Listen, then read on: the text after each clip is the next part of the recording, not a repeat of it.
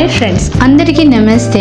ఏ మనిషి అయినా ఈ భూమండలంలో ధర్మబద్ధంగా జీవించాలి, ధర్మాన్ని ఆచరించాలి, ధర్మానికి కట్టుబడి ఉండాలి. ధర్మం గురించి నేర్పించింది మన పూర్వీకులు, గురువులు. మరియు ఎన్నో ధర్మ గ్రంథాలు చదివి తెలుసుకున్నాము, ఇప్పటికీ తెలుసుకుంటూ ఉన్నాము. వాటిలో ముందుగా హిందూ ధర్మం గురించి వివరిస్తాను. వీడియోని పూర్తిగా చూడండి. హిందూ ధర్మం వినాయక స్వామి లేదా గణపతి ఏ పనికైనా పూజకైనా ముందుగా గణపతి పూజ చేయడం చాలా సాంప్రదాయాలలో జరుపుకునే ప్రథమ ఆనవాయితీ. హిందూ ధర్మం భారతదేశంలో జన్మించిన ఒక ఆధ్యాత్మిక సాంప్రదాయం. హిందూ ధర్మం అతి పురాతన సంస్కృతి. ఈ ధర్మాన్ని సనాతన ధర్మం అని కూడా తరచూ వ్యవహరించడం జరుగుతుంది. ధర్మం అనగా ఆచరణీయ కార్యం. హిందూ అనే పదము పార్సీలు మొదట వాడేవారు. హిందూ అనే పదానికి పార్సీ భాషలో సింధు అని అర్థం. సింధు నది ఒడ్డున నివసించే వారిని అలా పిలిచేవారు. కానీ వేదాలు, వాటికి సంబంధించిన గ్రంథాలు రచించబడ్డాయి. వేద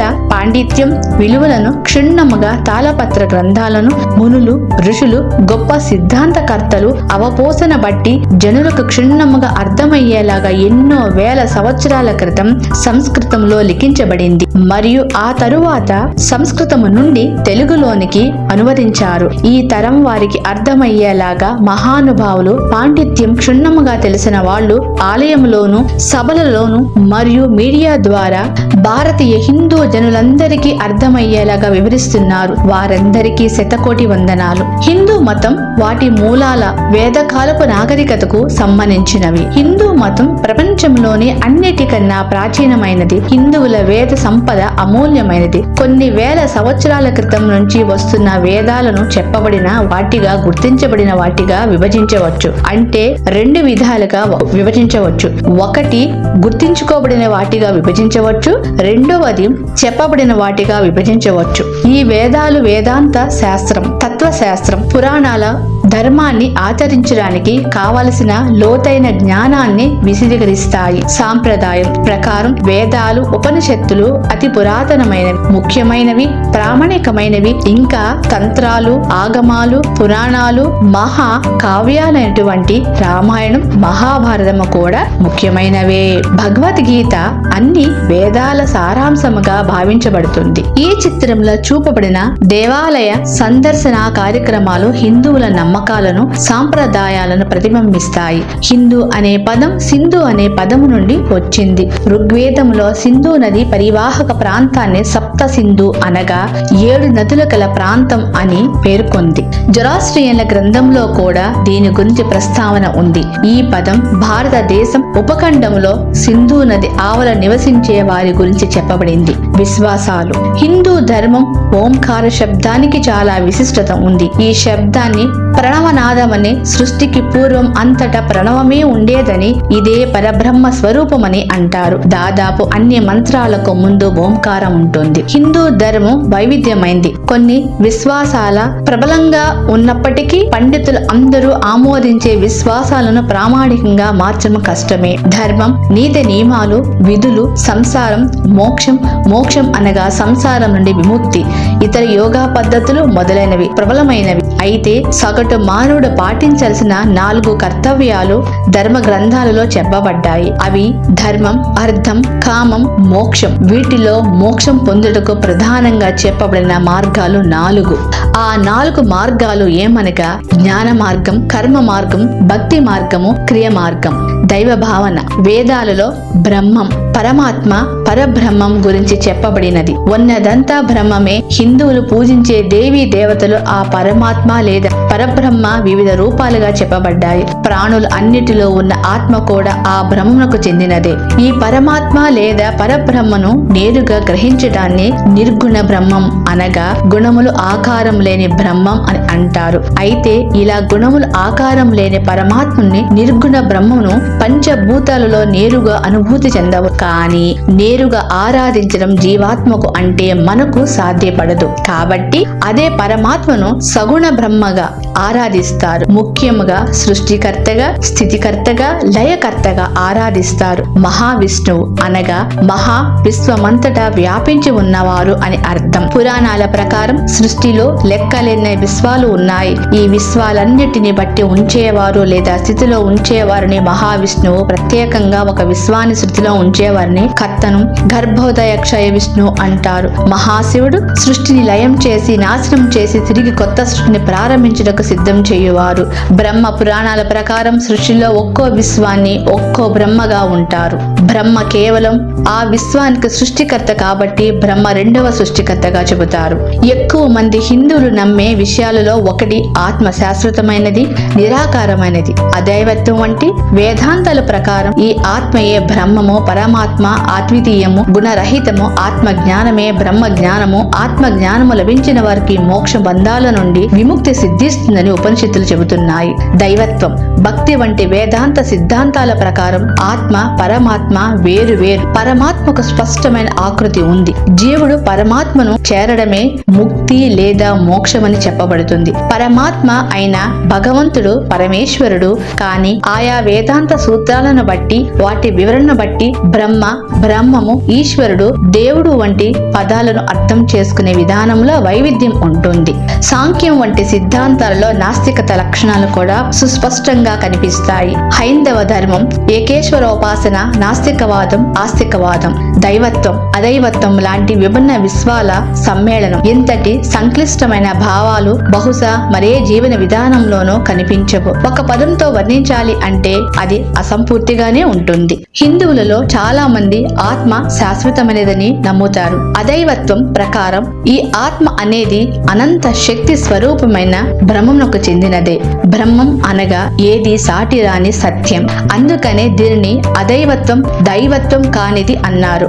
అదైవత్వం ప్రకారం మనుషులు తాము ఆత్మ స్వరూపులని, బ్రహ్మములో భాగమని తెలుసుకోవడం జీవన పరమార్థం. ఉపనిషత్తుల ప్రకారం ఎవరైతే జీవులు తాము కేవలం దేహం మాత్రమే కాదని సంపూర్ణ ఆత్మజ్ఞానం సంపన్నలై ఉందరో వారు మోక్ష ప్రాప్తి నొందగలరు. అదైవత్వానికి విరుద్ధమైనది దైవత్వం. దైవత్వం అనగా నీవు భగవంతుడు వేరు అనే భావన. పరమాత్మ స్వరూపుడు భగవంతుడైతే ఆత్మ స్వరూపులు మనుషులవుతారు. ఈ మార్గాన పయనించేవారు విష్ణువు, శివుడు లేదా శక్తిని పరమాత్మ స్వరూపంగా భావిస్తారు. ఆత్మ భగవంతుని మీద ఆధారపడితే మోక్షం దేవుని కృప మీద ఆధారపడి ఉంటుంది. పరమాత్మ స్వరూపుడును మహోన్నతమైన మూర్తిగా భావించినప్పుడు ఆయనను ఈశ్వరుడు లేదా భగవానుడు లేదా పరమేశ్వరుడు అనవచ్చు. కానీ ఈశ్వర శబ్దాన్ని, దైవత్వాన్ని అనుసరించేవారు, అదైవత్వాన్ని అనుసరించేవారు వేరు వేరు భావనలను స్వీకరిస్తారు. నాస్తికవాదం వైపు ముగ్గు చూపే సాంఖ్యాకులు కూడా ఉన్నారు.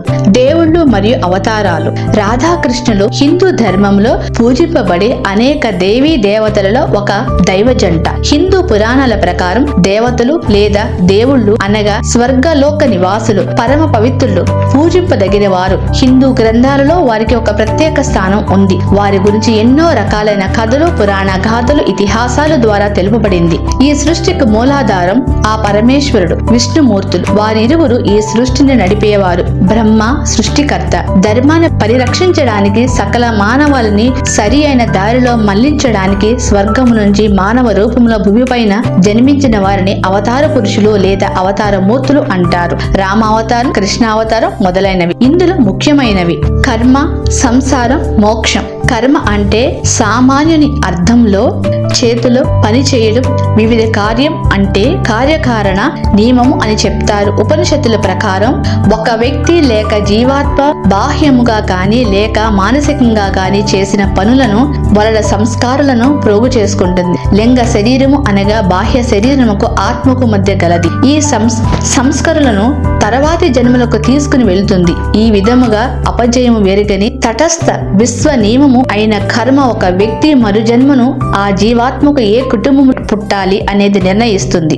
ప్రతిచర్య, పుట్టుక, మరణము, పునర్జన్మ అను చక్రాన్ని సంసారం అంటారు. హిందువుల ఆచారముల ప్రకారము కర్మకు, పునర్జన్మకు చాలా ప్రాముఖ్యత ఉంది. భగవద్గీత ప్రకారం చిరిగిన బట్టను ఏ విధముగా పారవేసి మనము కొత్త బట్టలు ధరిస్తాము, అదే విధముగా ఆత్మ శిథిలమైన పాత శరీరాన్ని వదిలి కొత్త శరీరాన్ని ధరిస్తుంది. ఈ విధముగా భగవద్గీత 2వ అధ్యాయం అధ్యాయము 22వ శ్లోకములో చెప్పబడింది. సంసారం అనిత్యమైన సుఖాలను ఇచ్చి తద్వారా పునర్జన్మకు కారణమవుతుంది. అయినా మోక్షము ద్వారా సంసారాన్ని ధరించవచ్చని నమ్మబడుతుంది. చాలా జన్మల తరువాత ఆత్మ తనంతట తానే పరమాత్మతో ఐక్యాన్ని కోరుకుంటుందని ఒక నమ్మకం. జీవిత పరమార్థం మోక్షం అనగా పరమాత్మతో ఐక్యం కావడం అని చెప్పబడుతుంది. అనగా ఆత్మ సాక్షాత్కారం, జీవేశ్వరుల ఐక్యత, ఆత్మ పరిపూర్ణ నిస్వార్థత, అమాయకత్వం నుండి విడుదల, పరిపూర్ణ మనశ్శాంతి. ఈ విధమైన స్వేచ్ఛ మనిషిని సంసారం నుండి విడుదల చేసి పునర్జన్మ లేకుండా చేస్తుంది. మోక్షానికి నిర్వచనం హిందూ మతములలో పలు రకాలుగా ఉన్నాయి. ఉదాహరణకు అదైవత్వం ప్రకారం మోక్షం పొందిన తర్వాత వ్యక్తిత్వం నశించిపోయి విశ్వాత్మ అనగా భగవంతునిలో లీనమవుతుంది. దైవత్వం ప్రకారం జీవాత్మ అనేది పరమాత్మలో ఒక భాగమని, మోక్షము తర్వాత పరమాత్మ లోకములో పరమాత్ముని సన్నిధానములో అనంత కాలము ఉంటామని భావిస్తారు. అయితే దైవంతుల ప్రకారం మోక్షం అనగా చక్కెరను రుచి చూడడం, అదైవతుల ప్రకారం చక్కెరగా మారిపోవడం అని అర్థం. జీవన గమ్యాలు. సాంప్రదాయ హిందూ ధర్మం రెండు ముఖ్యమైన జీవిత కాలం ధర్మాలను అంగీకరిస్తుంది. అవి గృహస్థ, సన్యాస ధర్మాలు. గృహస్థ ధర్మం 4 విధాలు పురుషార్థాలను బోధిస్తుంది. అవి మొదటిది కామము అనగా శారీరక లేక ఇంద్రియ లేక లౌకిక సుఖాలు. రెండవది అర్థము అనగా ధన సంపాదన, కీర్తి. మూడవది ధర్మము అనగా మత లేక సామాజిక నియమాలను కట్టుబడి జీవించడం. నాలుగవది మోక్షం అనగా పునర్జన్మ రాహిత్యము లేక సంసార చక్రమును విడుదల. వీటిలో ధర్మము, మోక్షము ముఖ్యమైనవి. మోక్షమును పొందాలంటే కామం అనగా కోరిక, ధన సంపాదన ధర్మయుక్తంగా ఉండాలి. సన్యాస ధర్మం అనగా మోక్షమును మాత్రమే కోరుతూ మిగిలిన 3 పురుషార్థాలను త్యాగం చేయటం. గృహస్థుడు కూడా కాలాంతరంలో దీనిని పొందుతాడు. అంతేకాక కొందరు మనుషులు పూర్వజన్మల సంస్కారుల వలన ప్రస్తుతం ఏ దశలో ఉన్నప్పటికీ వెంటనే సన్యాసి స్థితిని పొందుతారు. యోగం జీవితంలో అనుసరించవలసిన నియమాల గురించి, సాధించవలసిన లక్ష్యాల గురించి వివిధ అభిప్రాయాల ఉన్నప్పటికీ వాటి సాధనకు పాటించే మార్గాన్ని యోగము అని అంటారు. ప్రతి మనిషి తన జీవిత పరమార్థాన్ని చేరుకోవడానికి యోగులు వివిధ రకాలైన పద్ధతులను ఉపదేశించారు. వీటిలో ఏదైనా ఒక యోగాన్ని సాధన చేసిన వారిని యోగి అని అంటారు. భగవద్గీత, యోగా సూత్రాలు, హఠయోగ ప్రతీపిక వీటన్నిటికీ మూల గ్రంథాలైన ఉపనిషత్తులు యోగా కోసం అంకితమైనవి. ఎవరైనా ఆధ్యాత్మిక లక్ష్యాన్ని అంటే మోక్షం, సమాధి లేదా నిర్వాణం చేరుకోదలిచిన వారు క్రింద పేర్కొన్న మార్గాలను అనుసరించవచ్చు. భక్తి యోగం అనగా ప్రేమ, భక్తితో కూడిన మార్గం. కర్మయోగం అనగా విధులను సక్రమంగా నిర్వర్తించడం. రాజయోగం అనగా ధ్యాన మార్గం. జ్ఞాన యోగం అనగా జ్ఞానము సముపార్జన. ఒక మనిషి తన ఇష్టాన్ని బట్టి లేదా అర్థం చేసుకునే శక్తిని బట్టి ఈ 4టిలో ఏదో ఒక మార్గాన్ని ఎంచుకోవచ్చు. కానీ కొన్ని ఆధ్యాత్మిక సంస్థలు ఈ కలియుగంలో భగవంతునికి చేరువ కావడానికి భక్తి మార్గం కంటే మించిన మార్గం మరొకటి లేదని చెబుతుంటారు. మరియు ఆ మార్గాన్ని ఎక్కువ శాతం అనుసరిస్తూ ఉంటారు. ఒక మార్గాన్ని అనుసరించడం ద్వారా మరొక మార్గాన్ని అనుసరించకూడదని నియమం ఏమీ లేదు. ఉదాహరణకు జ్ఞాన యోగాన్ని శ్రద్ధగా ఆచరించడం ద్వారా పవిత్రమైన ప్రేమను కూడా సాధించవచ్చు. ధ్యాన యోగాన్ని అనుసరించేవాడు తప్పనిసరిగా కర్మయోగం, జ్ఞాన యోగం, భక్తి యోగ భావాల్ని ఇముడ్చుకోవాల్సి ఉంటుంది. వివిధ యోగాల ఆచరణ గురించి, వాటిలోని భేదాల గురించి, వాటిలో మధ్యనున్న సమన్వయ గురించి అనేక గ్రంథాలు, సూత్రాలు, అభిప్రాయాలు, ఆచారాలు ఉన్నాయి. చరిత్ర. ప్రధాన వ్యాసం హిందూ మత చరిత్ర. టిబెట్ లోని కైలాస పర్వతం పార్వతీ పరమేశ్వర నివాస స్థానంగా హిందువులకు పవిత్రమైనది. క్రొత్త రాతి యుగం నుండి హరప్ప, మొహంజోదార నాగరికత కాలం వరకు హిందూ మతం గురించి పురాతన ఆధారాలు ఉన్నాయి. పురాతన ఆధారాలు ఎప్పటివి అనగా సాధారణ శకం పూర్వం 5500 నుండి 2600 వరకు మరియు సాధారణ శకం పూర్వం 1500 నుండి 500 కాలానికి చెందిన అంశాలను చారిత్రక వైదిక ధర్మముకు చెందినవి అంటారు. వేదాల ఆవిర్భావం నుండి హిందూ మత ఆచారాలు, సిద్ధాంతాలు ఏర్పడిన స్పష్టత ఇప్పటికీ కొనసాగుతున్నది. వీటిలో అతి పురాతనమైన ఋగ్వేదం క్రీస్తు పూర్వం 1700 నుండి 1100 కాలానికి చెందినది ఒక అభిప్రాయం. వేదాలలో ఇంద్రుడు, వరుణుడు, అగ్ని వంటి దేవతల ఆరాధన, సోమయాగం వంటి యజ్ఞకర్మలు బహుళంగా చెప్పబడ్డాయి. విగ్రహారాధన కంటే మంత్ర ఆరాధన యజ్ఞకాండలో వేద సాహిత్యంలో ప్రాముఖ్యత వహిస్తాయి. ఋగ్వేదంలోని ఆచారాలు విశ్వాసాలు జొరాస్ట్రియన్ మతానికి కొంత సారూప్యం కలిగి ఉన్నాయి.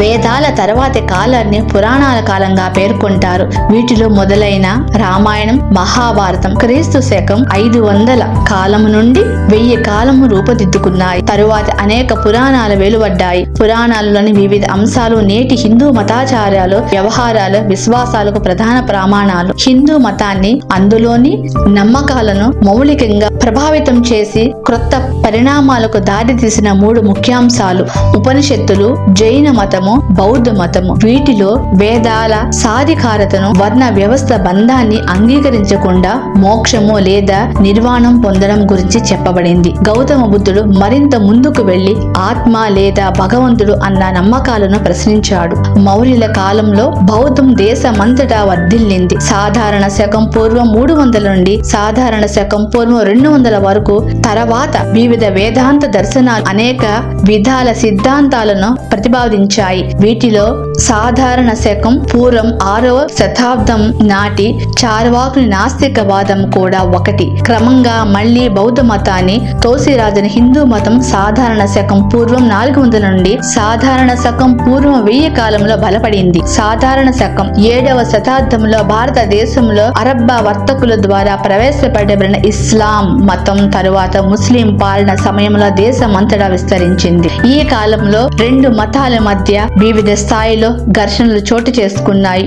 అదే సమయంలో సహజీవన విధానాలు కూడా అభివృద్ధి చెందాయి. తరువాతి కాలంలో రామానుజాచార్యులు మతాచార్యులు చైతన్యుడు వంటి మహానుభావుల కారణంగా హిందూ మతంలో మరికొన్ని నూతన విధానాలు నెలకొన్నాయి. అస్తిత్వం ఉనికి పూర్వం టిబెట్ లో ఆగ్నేయ ఆసియా దేశాలలో కూడా హిందూ మతం ఉనికిలోకి ఉండేది. భారత్ నేపాల్ బాలి ద్వీపం అనగా ఇప్పటి ఇండోనేషియాలలో హిందూ మతం ఇప్పటికీ బలంగా స్థిరపడి ఉంది. వేదాలు వేద శాస్త్రం ప్రధాన వ్యాసం హిందూ ధర్మశాస్త్రాలు. ప్రపంచంలో అత్యంత పురాతనమైన గ్రంథాలలో ఒకటిగా చెప్పబడే ఋగ్వేదంలో ఒక పేజీ. హిందూ మతానికి ఆధారభూతమైనటువంటి ఆధ్యాత్మిక నియమాలు వేరు కాలాలలో వేరు వ్యక్తులచే వేర్పరచబడ్డాయి. వేదాలను గ్రంథస్థం చేయక మునుపు కొన్ని శతాబ్దాల పాటు కేవలం శ్రవణం ద్వారానే బోధించబడేవి. కొన్ని శతాబ్దాల పాటు కృషి చేసిన మహర్షుల బోధనలను నియమాలను విస్తృతపరిచారు. వేదాలను రచించినప్పటి నుంచి ఇప్పటిదాకా గ్రంథాలను కేవలం సాహిత్యపరంగా కాక వాటికి నీతి నియమాలను జోడించి అర్థం చేసుకుంటున్నారు. చాలా వరకు పవిత్ర గ్రంథాలు సంస్కృతంలోనే ఉన్నాయి. వీటిని శృతి పురాణాలని విభజించవచ్చు. భారతీయ ధర్మములకు కాని మతములకు కాని శృతి స్మృతులే ఆధారములు. శృతి యొక్క యపరనామములే వేదము. ఆ న్యాయమును దాని నుండి ధర్మాధర్మములు శృతుము లగించుట వలన అది శృతి అనబడుచున్నది. నే మంత్రం యొక్క యోగ వశిష్ఠపరుడే ఉండినప్పుడు అతనికి ఆ మంత్రం వినునగుట వలన దానికి శృతి నామము కలిగెను. ఋషి మంత్రద్రష్టుడే కాని తంత్ర చైత కాడు కనుక ఆ శృతి అపౌరుషేషం. శృతి నుండి ధర్మాధర్మములు తెలియచుండటం వలన అది వేదం అనబడెను. అది పారంపర్యముగా అధ్యసించడం వలన అది ఆమ్న్యాయం అనబడెను. మహర్షులు వేదార్హమును స్మరించి రచించిన గ్రంథంలో శృతులు శృతి ప్రోక్త మతములే. ఋషులవి ఋషులు ఆర్యులు వారి మతము హర్షమతము. ఆర్యులు వారి మతము ఆర్షమతము. ఆగమ శాస్త్రోక్త మతము ఆగమ మతము అది శాక్తాగామ శైవగామ వైష్ణవగామాది. వేదయుక్తము దైవత్వము అదైవత్వము విశిష్ట దైవత్వము అచిత్య అను 4 మతాల ఈ దేశమున ప్రాబల్యం పొందినవి. ఈ మతస్థులందరూ అహింస సత్యము అస్థేయము సావుచము ఇంద్రియ నిగ్రహము మొదలగున్నవి ధర్మములు నవస్యాచరణీయులు. వీరు పునర్జన్మను పరలోకమును నమ్ముదురు. దక్షిణా పదమునందున యనార్యుల ప్రధానోపాస్య దేవుడు సుబ్రహ్మణ్యుడు షడనాడుడు సోలాధార్యుడును. మాళవ దేశమునందున యనార్యులకు ప్రధాన దేవతలు భూమియును సూర్యుడును. హిందూ మతం యొక్క మొట్టమొదటి గ్రంథాలైన వేదాలు శృతుల కిందకి వస్తాయి. వేదాలను హిందూ ప్రజలు ప్రాచీన ఋషులు కనుగొన్న శాస్త్రత సత్యాలుగా కీర్తిస్తారు. కొద్ది మంది భక్తులు మాత్రం వేదాలు ఏ ఒక్కరికో లేక భగవంతుడో వేర్పరిచినట్లు భావించక అన్ని కాలములోనూ ఆచరించదగిన ఆధ్యాత్మిక నియమాల సారంగా భావిస్తారు. కాలక్రమంలో కాలంలో వేదాలకు కొత్త కొత్త భాషలు పుట్టుకొస్తున్నాయి. వేదాలు 4: ఒకటి ఋగ్వేదము, రెండోది సామవేదము, మూడోది యజుర్వేదము, నాలుగోది అధర్వణ వేదము. అన్నిటికన్నా మొట్టమొదటి ముఖ్యమైనది ఋగ్వేదం. ప్రతి ఒక్క వేదాన్ని 4 భాగాలుగా విభజించారు. మొదటి భాగాన్ని సంహిత అంటారు. ఇందులో పవిత్రమైనటువంటి మంత్రాలు లిఖించబడి ఉంటాయి. మిగతా 3 భాగాలలో వ్యాఖ్యానాలు ఉంటాయి. సంహిత కన్నా ఇవి కొంచెం ఆలస్యంగా రచించబడి ఉండవచ్చునని పండితుల భావన. మిగతా 3 బ్రహ్మణులు, అరణ్యకాలు, ఉపనిషత్తులు. మొదటి 2 భాగాల్ని కర్మకాండలు అని, తరువాత 2 భాగాల్ని జ్ఞానకాండలు అని పిలుస్తారు. కొన్ని భాగాలు కర్మకాండలను గూర్చి ప్రస్తావిస్తే ఉపనిషత్తులు ఆధ్యాత్మిక దృక్కోణాన్ని, తత్వశాస్త్ర బోధనను, బ్రహ్మము, పునర్జన్మ గూర్చి ప్రస్తావిస్తాయి. ఇక శృతి పురాణాలు గుర్తుంచుకున్నవి. వీటిలో రామాయణం, మహాభారతం లాంటి ఇతిహాసాలు అతి ముఖ్యమైనవి. అత్యంత ప్రాముఖ్యం పొందిన హిందూ మూల గ్రంథం భగవద్గీత. మహాభారతంలోని అంతర్భాగం. మహాభారత సంగ్రామ సమయంలో శ్రీకృష్ణుడు భగవానుడు పాండవ రాజకుమారుడైన అర్జునుడికి ఉపదేశించిన సర్వ వేదాల సారాంశమే గీతాశాస్త్రం. పురాణాలు వివిధ హిందూ భావజాలని వ్యక్తీకరిస్తాయి. ఇంకా దేవి భాగవతం, తంత్రాలు, యోగా సూత్రాలు, తిరుమంత్రం, శివస్తోత్రాలు, ఆగమ పురాణాలు శృతుల క్రిందకు వస్తాయి. వివాదాస్పదమైన మనుశృతి కుల వ్యవస్థ గురించి వివరిస్తుంది. ఆరాధన విధానాలు, స్వస్తిక్ చిహ్నం, ఈశ్వర అన్వేషణ, దేవుని కృపకై కృషి హిందూ పద్ధతుల్లో ప్రధానమైన భాగాలు. అందువలనే హిందువులు దైనందిన జీవనంలో కూడా భగవంతుని తలుచుకోవడానికి కొన్ని పద్ధతులు ప్రవేశపెట్టారు. హిందువులు తమ ఇళ్లలో ప్రతిష్ఠించుకుని కానీ లేదా దేవాలయంలో కానీ తమ ఇష్ట దైవాన్ని ఆరాధించవచ్చు. మామూలుగా ఆలయాల్లో ప్రధాన దైవం, ఇతర దేవుళ్ళు కొలువై ఉంటారు. దేవాలయాలకు వెళ్లడం ఖచ్చితమైన నియమమేమీ కాదు. చాలా మంది కేవలం పండుగ రోజులు మాత్రమే ఆలయాలను సందర్శిస్తారు. సాధారణంగా హిందువులు విగ్రహాన్ని దైవంగా భావించి ఆరాధిస్తూ ఉంటారు. ఆ విగ్రహాన్ని తమకు భగవంతునికి వారధిగా భావిస్తారు. ఈ విగ్రహాన్ని కేవలం రాయిగా కాక సాక్షాత్తు భగవత్ స్వరూపంగా భావించాలని పద్మ పురాణం చెప్తుంది. హిందూ మతంలో చిత్రకళలోను, వాస్తులోను, సాహిత్యంలోను, పూజల్లో ఆధ్యాత్మికతను ప్రతిబింబించడానికి కొన్ని సంకేతాలను ఏర్పాటు చేశారు. పురాణాల నుంచి, వేదాల నుంచి, సాంప్రదాయాలను అనుసరించి ఒక్కో సంకేతం ఒక్కో అర్థాన్ని సంచరించుకుంటాయి. ఉదాహరణకి ఓం సంకేతం పరబ్రహ్మ స్వరూపం, స్వస్తిక్ గుర్తు శుభ సంకేతం, తిలకం ఒక విశ్వాసాల అనుసరించే వారిని సూచిస్తాయి. ఇంకా పద్మం, చక్రం, వీణ ఇతర సంకేతాలను సూచిస్తాయి. మంత్రం పఠనం భగవంతుని కీర్తించడానికి, సేవించడానికి, ప్రార్థించడానికి, తమ భక్తిని తెలపడానికి సాధనగా ఉపయోగపడుతుంది. చాలా మంది భక్తులు పుణ్యనదుల దగ్గర గాయత్రి మంత్రం లేదా మహామృత్యుంజయ జపం పారాయణం చేస్తారు. ప్రస్తుతం నడుస్తున్న యుగంలో అత్యుత్తమ ధర్మంగా అభివర్ణిస్తుంది జపాన్ని. అంటే జపము ప్రధాన ఆధ్యాత్మిక పద్ధతిగా స్వీకరించిన వారు చాలా మంది ఉన్నారు. ఉత్సవాలు, ఆచారాలు, ధర్మ కర్మ విధులు. చాలా మంది హిందువులు తమ ఇళ్లలో ప్రతిరోజు దీపారాధన, నైవేద్యం, వేద పారాయణం, దేవుని స్తోత్రాలు, మంత్రం పఠనం, ధ్యానం, ఇతర పూజా కార్యక్రమాల వంటి వాటిని నిష్ఠగా నిర్వహిస్తూ ఉంటారు. ఈ ఆచారాలు వ్యక్తిని బట్టి, గ్రామాలను బట్టి, ప్రాంతాలను బట్టి మారుతూ ఉంటాయి. ఇలాంటి కార్యక్రమాలలో గుర్తించదగిన విషయం ఏమిటంటే ఇవి ఆచరించే ముందు ఎవరైనా సరే మానసికంగా, శారీరకంగా పరిశుద్ధులై ఉండాలి. అందుకే స్నానం ఆచమనీయానికి అతి ముఖ్యమైనది. త్యాగం ద్వారా, దాన ధర్మాల ద్వారా మూట కట్టుకున్న పుణ్యం మరో జన్మలో ఉపయోగపడుతుందని హిందువులు విశ్వసిస్తారు. యజ్ఞ యాగాదులు గూర్చి పురాణాలలో గొప్పగా కీర్తించారు. కానీ ఈ కాలంలో ఇవి తరచుగా నిర్వహిస్తున్నప్పటికీ పెళ్లిళ్లలోనూ, కర్మకాండలలోనూ యథావిధంగా నిర్వర్తిస్తూ ఉంటారు. చాలా మంది హిందువులు ఇంట్లో మతపరమైన ఆచారాలు పాటిస్తూ ఉంటారు. పుట్టినరోజు, పెళ్లి, మరణం మొదలైనవి మత సాంప్రదాయాల ప్రకారం జరుగుతాయి.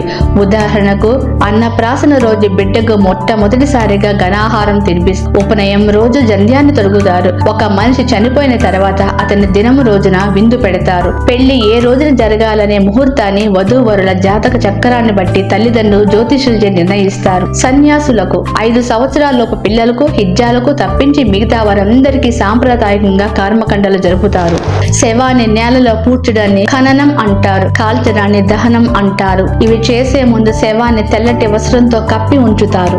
యాత్రలు, పండుగలు. పుణ్యక్షేత్రం సందర్శన హిందూ మతాలలో తప్పనిసరి కానప్పటికీ చాలా మంది భారతదేశంలోని పుణ్యక్షేత్రాలను భక్తి ప్రవృత్తులతో దర్శించి వస్తూ ఉంటారు. వీటిలో అలహాబాద్, హరిద్వార్, వారణాసి, బృందావనం ముఖ్యమైనవి. ఇంకా ఒడిశా రాష్ట్రంలో గల పూరి జగన్నాథుని ఆలయం, రథయాత్ర, ఆంధ్రప్రదేశ్ లోని తిరుమల తిరుపతి కలియుగ ప్రత్యక్ష దైవం శ్రీ వెంకటేశ్వర స్వామి సన్నిధిని, జమ్మూ కాశ్మీర్ లోని కట్రా దేవాలయం ప్రసిద్ధిగాంచినవి. పూరి, రామేశ్వరం, ద్వారక, బద్రీనాథులను పుణ్యక్షేత్ర వలయాలుగా పేర్కొంటారు. ఇంకా 4 ఏళ్లకు ఒకసారి జరిగే కుంభమేళకు భక్తులు విశేష సంఖ్యలో తరలి వస్తారు.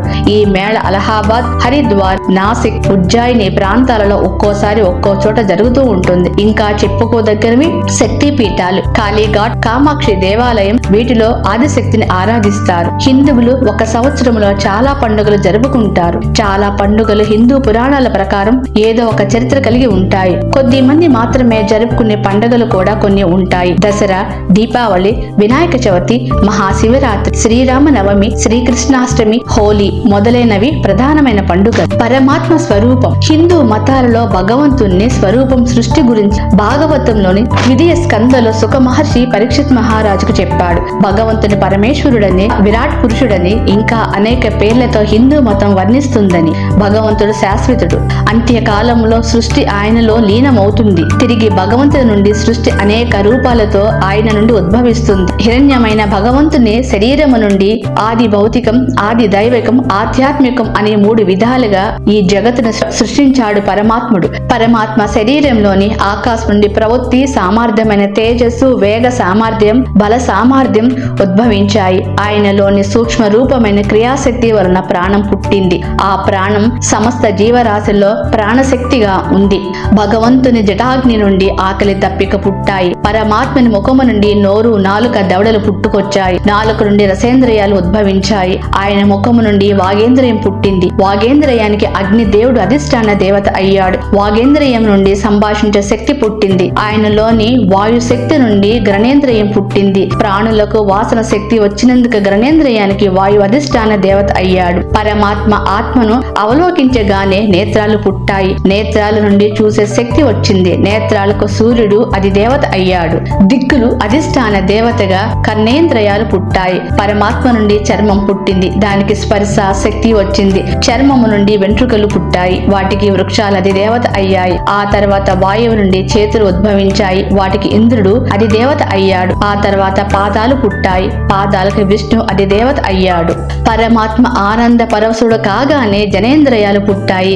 జననేంద్రియాల నుండి పునరుత్పత్తి శక్తి ఆవిర్భవించింది. జననేంద్రియాలు ప్రజాపతి అధిష్టాన దేవుడు అయ్యాడు. మిత్రుడు అధిష్టాన దేవతగా పాయువు పుట్టింది. దానికి నిస్సార పదార్థాలను విసర్జించే శక్తి పుట్టింది. జీర్ణమైన శరీరాన్ని వదిలి మరొక శరీరాన్ని స్వీకరించాలన్నప్పుడు మొదటి శరీరాన్ని వదలడానికి సాధనగా బొడ్డు ఉపయోగపడుతుంది. ప్రాణ అపాన వాయువుల శరీరాన్ని వదిలి వేయగానే మృత్యువు సంభవిస్తుంది. క్రింద శరీరాన్ని పై శరీరాన్ని వేరు చేస్తూ మధ్య భాగంలో బొడ్డు ఉంటుంది.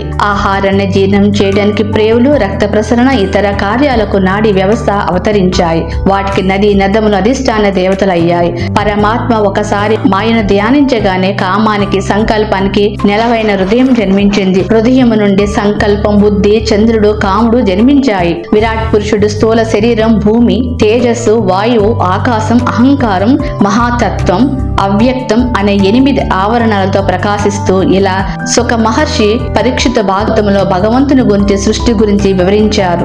ఆశ్రమాలు. హిందువులు ఆచార ప్రకారం హిందువులు జీవనం 4 ఆశ్రమాలుగా విభజించబడి ఉంది. మొట్టమొదటి బ్రహ్మచార్య ఆశ్రమం. విద్యార్థిగా, బ్రహ్మచారిగా నియబద్ధతులై ప్రశాంతంగా గురువు అదుపాజ్ఞలో ఉంటూ ఆధ్యాత్మిక సంపద కొరకే మనసును సిద్ధం చేసే దశ.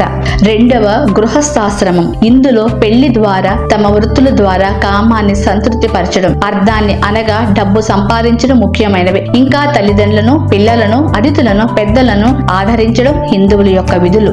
మూడవది వనప్రస్థానం. నెమ్మదిగా ఈ ప్రపంచంతో బంధాలను తెంచుకోవడం, బాధ్యతలను పిల్లలకు అప్పగించి తీర్థయాత్రలు చేయడం ప్రధానమైనవి. ఇంకా చివరిదైన సన్యాసాశ్రమంలో ఈ ప్రపంచంతో బంధాలన్నిటిని తెంచుకుని మోక్ష సిద్ధి కొరకు దేహత్యాగం చేయడం. సన్యాసం. మోక్ష సాధనకు ఆధ్యాత్మిక పరిపూర్ణతకు కొంతమంది సన్యాసిని స్వీకరించిన వారు నిరాడంబర జీవనం, బ్రహ్మచార్యం, ఐహిక సుఖములపై అనాసక్తి, భగవంతుడిపై నిశ్చల భక్తిని తమ జీవన విధానంగా మలుచుకుని ఉంటారు. వీరిని సన్యాసులు, సాధువు పొంగలు లేదా స్వాములు అని పిలుస్తారు. సన్యాసం స్వీకరించిన మహిళలను సన్యాసినులు అంటారు. ఈ సన్యాసుల పట్ల హిందూ సమాజం అత్యంత భక్తి ప్రపత్తులు కలిగి ఉంటుంది. ఎందువలనంటే వారు స్వార్థం, ఇంద్రియ సుఖములందు అనాసక్తులై ఉంటారు. కొద్ది మంది ఆశ్రమాల్లో తమ జీవనం కొనసాగిస్తూ ఉంటారు. కొద్ది మంది మాత్రం తమ అవసరాలను ఆ సర్వేశ్వరుడే తీరుస్తాడనే దేశ సంచారం చేస్తూ ఉంటారు. సన్యాసుల తిండి మొదలైన అవసరాలు తీర్చిన గృహస్థులు గొప్పగా భావిస్తూ ఉంటారు. సాధువులు పేద, ధనిక, మంచి చెడు తేడా లేకుండా అందరిపై సమదృష్టి కలిగి ఉంటారు. పొగడ్తులకు, నిందలకు, సంతోషాలకు, బాధకు చలించకుండా ఉండాలని ప్రయత్నిస్తూ ఉంటారు. అహింస, శాకాహారం. హిందువులు సృష్టిలోని సకల జీవ జాతులు జీవించడానికి సమానమైన హక్కు కలిగి ఉన్నాయని భావించడం వలన అహింసను పరమావధిగా భావిస్తారు. ఈ అహింస అనే పదం ఉపనిషత్తులలో కనిపిస్తుంది. అంతేకాక మహాభారతంలోను, పతాంజలి యోగా సూత్రాలలో ఈ పదం గూర్చిన ప్రస్తావన ఉంది.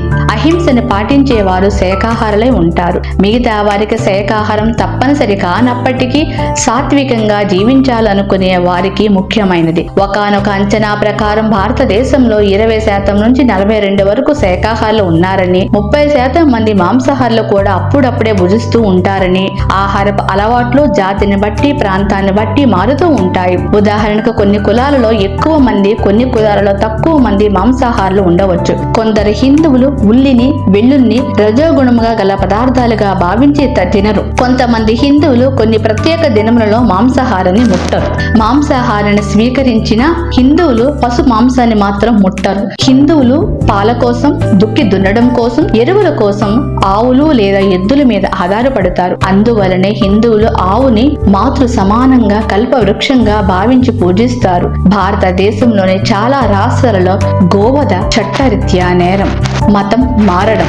హిందూ మత పురాణాలు మత మార్పిడిని గురించి ఏమీ ప్రస్తావించకపోవడం మూలన ఒక హిందూ మతం మారవచ్చా లేదా అనే విషయాల్లో భేదాభిప్రాయాలు ఉన్నాయి. కానీ హిందూ మతాన్ని ఒక తత్వంగా లేదా ఒక జీవన విధానంగా భావించేవారు హిందూ నమ్మకాలను తమ జీవన విధానంలో ఇముడ్చుకున్నారు. ఎవరైనా హిందువులు కాగలరని చెప్తూ ఉంటారు. కొద్ది మంది మాత్రం హిందూ మతాన్ని ఒక జాతిగా పరిగణించడం వలన హిందువులకు జన్మించిన వారు భారతదేశంలో జన్మించిన వారే హిందువులు కాగలరని విశ్వసిస్తారు. చాలా సాంప్రదాయాల్లో ఆధ్యాత్మిక జీవనం దీక్ష అనే ప్రక్రియతో ప్రారంభమవుతుంది. కానీ హిందూ మతంలోకి రావడానికి ప్రత్యేక పద్ధతులంటూ ఏమీ లేవు. ఏ మతాన్నైనా నిర్మల భక్తితో అవలంబించడం వలన భగవంతునికి చేరువ కాగలరు అనేది హిందూ మతం యొక్క ముఖ్య సూత్రం. అందువలనే హిందువులు ఇతర మతాల వారిని తమ మతంలో చేరమని బలవంతం చెయ్యరు. కానీ హిందూ మత సంస్థలైన వేదాంత సమాజం దేశ విదేశాలలో హిందూ మత ప్రస్థానాన్ని గూర్చి ప్రజలకు వివరిస్తారు, ధర్మ బోధనలు చేస్తూ ఉంటారు. అందుకే మన భారతీయ హిందూ సనాతన ధర్మం చెప్తుంది, సర్వే జన సుఖినో భవంతు భవంతు భవంతు హుం. ఓం శాంతి శాంతి శాంతి.